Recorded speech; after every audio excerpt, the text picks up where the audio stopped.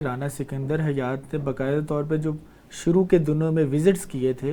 ان میں باقاعدہ طور پہ لاہور کے مضافات میں کچھ ایسے سکولز پوائنٹ آؤٹ بھی ہوئے جن کے جو واش رومز ہیں ان کو تالے لگے ہوئے ہیں اور بچے جو وہی پرانا وہی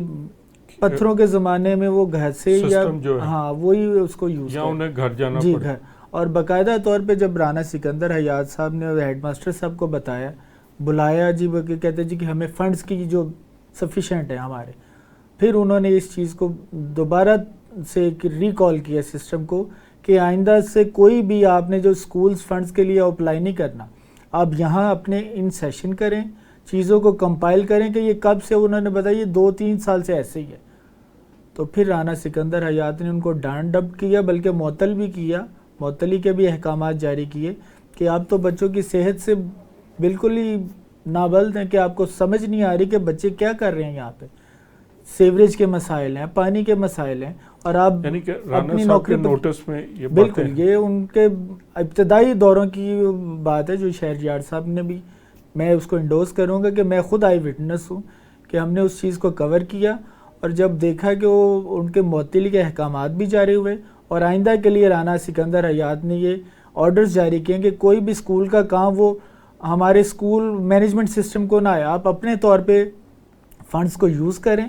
یہ 10 لاکھ کا کمرہ آپ بنانا چاہتے ہیں اور 47 لاکھ کی قیمت پہنچ جاتی ہے. یہ بجٹ عوام کا بجٹ ہے, وہ عوام پہ لگنا چاہیے, نہ کہ وہ لوگوں کی جیبوں میں جائے, مافیاز کے ہاتھوں اچک لیا جائے. اور یہ سسٹم پھر قابل استعمال ابھی ان پہ ورکنگ ہو رہی ہے سر, بالکل ورکنگ ہوئی ہے اس پہ, ان کو دوبارہ سے ریسٹور کیا گیا. وہ وہاں کے ہیڈ ماسٹر صاحب کا یہ بیان تھا کہ یہ جی یہاں پہ سیوریج کے مسائل تھے جس وجہ سے اس کو بند کر دیا گیا, واش رومز پہ تالے لگے نظر آئے, اور وہ اسکول کا ٹائم تھا, اس وقت بچے بھی موجود تھے, اور یہ ہم سب آئی وٹنس رہے اس چیز کے, اور پوائنٹ آؤٹ ہوا ہے باقاعدہ طور پہ کہ یہ آپ بچوں کی صحت سے کھیل رہے ہیں. سیوریج کا جو مسئلہ تھا جی جی, تو سیوریج کا مسئلہ کے لیے ایک اور گورنمنٹ کا ڈپارٹمنٹ ہے جی جی, تو ہیڈ ماسٹر صاحب ہیڈ ماسٹر صاحب نے لکھا, باقاعدہ بتایا کہ ہم نے لکھا ہوا ہے جی, اعلیٰ حکام کو کئی دفعہ بتا چکے ہیں. تو اعلیٰ حکام کے کان جی جی, وہ ہمیشہ کی طرح وہ خاموش.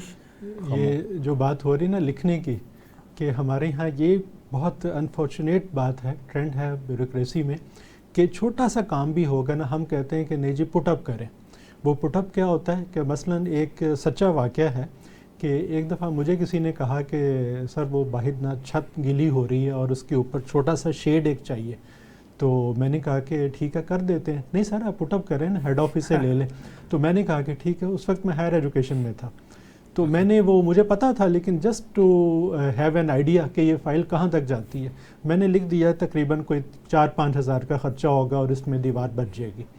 اب وہ پٹ اپ ہوا کرتے کرتے تقریباً 1.5 مہینے کے بعد وہ فائل واپس آئی. اس میں لکھا تھا کہ sufficient funds are not available in this budget, pending till, جی ہاں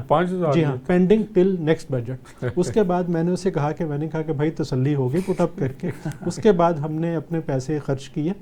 امپریسڈ منی ہمارے پاس ہوتی ہے 10,000, اس میں سے کچھ پیسے ہم نے نکالے اور وہ شیڈ میرا خیال ہے تقریباً 3-4 گھنٹے میں ہم نے, وہ چھوٹا سا شیڈ تھا 2-3 فٹ کا, وہ ہم نے بنا کر تو وہ اوکے کر دی. یعنی کہ پٹ اپ کا مطلب یہ ہے کہ فائل چلا دینا, فائل چلا دو اور پھر انتظار. تو سر اگر کام ہم کرنا چاہیں نا اسی طرح سے, جیسے رانا صاحب بھی ہم بار بار بات کر رہے ہیں کہ اس طرح کے وزیر آ جائیں اور کوئی ایماندار آفیسر ایک ٹیم مل جائے, تو یقین جانیے انقلاب برپا ہو سکتا ہے ہر میدان میں.